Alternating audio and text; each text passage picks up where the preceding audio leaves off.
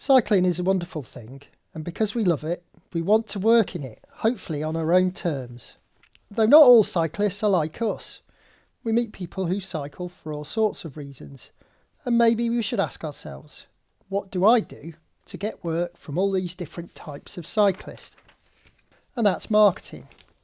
That's right, marketing. For some people, marketing is viewed as expensive advertising, black and white websites with pictures of people looking off into the distance, misguided attempts to engage with people on social media, and sometimes some pretty weird ideas. In short, the annoying things big companies do. And a quick look online can easily reinforce these ideas. Have a look for the report that the all-conquering mammal phrase came from, and you'll need to shell out a considerable amount of your turnover. But marketing doesn't have to be like that. A further dig around online and you'll find these free reports. They're a bit dated now, but if we add what's in them to what we know about cyclists and the areas we work in, we've got something really useful to help us. So what do they tell us? Well, they say there are broadly 4 types of cyclists: enthusiasts, commuters, recreational cyclists and family riders. Let's have a quick look at each of them. We may well be enthusiasts. They love to get out on their bikes as much as possible and be on a nice bike in good gear. These are the big spenders of the cycling world. Commuters may also ride because they like it, but are generally driven by other reasons, like avoiding the traffic, making sure they get some exercise, or doing their bit for the environment. Some commuters ride their bikes more than enthusiasts, but others mix it up with other forms of transport. They don't go crazy on spending, but are willing to spend a little extra, knowing they'll put whatever they buy to good use. Recreational riders are the largest group of cyclists in the UK.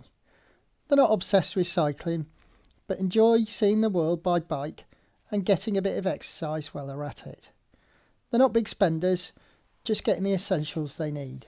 So that leaves us with family riders. Parents who take their kids out on rides because it's a good, healthy family activity. This group cycle least often and want cheap bikes for kids that will grow out of them before they know it. However, they spend more on accessories than recreational riders, perhaps due to safety concerns or perhaps just because there's more of them. So by this point, you may be thinking, very interesting, or perhaps very obvious, but so what? How does this help me? Well, let's take 2 of these groups and think about offering them bike maintenance and servicing. We need to think about how we appeal to each of them. What's going to get them to use our business? As cycling enthusiasts ourselves, we know what makes enthusiasts tick. So we emphasise how we can help them make their bikes be as good as they can be. We might hook up with a local cycling club and get out on some rides with them to get to know them. Marketing by riding your bike. Now that sounds alright. But before we get carried away, let's not forget the commuters. They're not interested in high-tech performance machines. They just want to get from A to B comfortably and efficiently. If they are commuting for environmental reasons, they might even object to the enthusiasts' continual generation of waste through upgrades. So what do we do for them? Well, perhaps we could recognise their commitment and say, you're doing your bit, so let us make sure your bike is doing its bit. Or perhaps it's simply, don't let your bike let you down.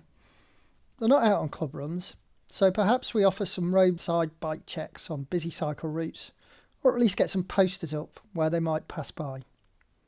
So, by using marketing, the service we actually offer to each group might be the same, but the way we get their business is different. Once we're clear about the differences and needs of each group, we need a plan for each market. We need to ask ourselves, what's my proposition for each market? In other words, what do I need to get their attention? Then we need to ask ourselves, what's the best way to communicate the proposition?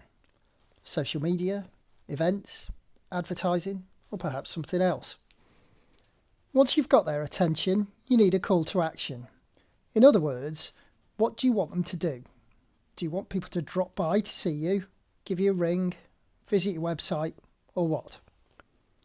Once you've put all those ideas together, you've got the start of a marketing plan, and hopefully there'll be more business coming your way soon.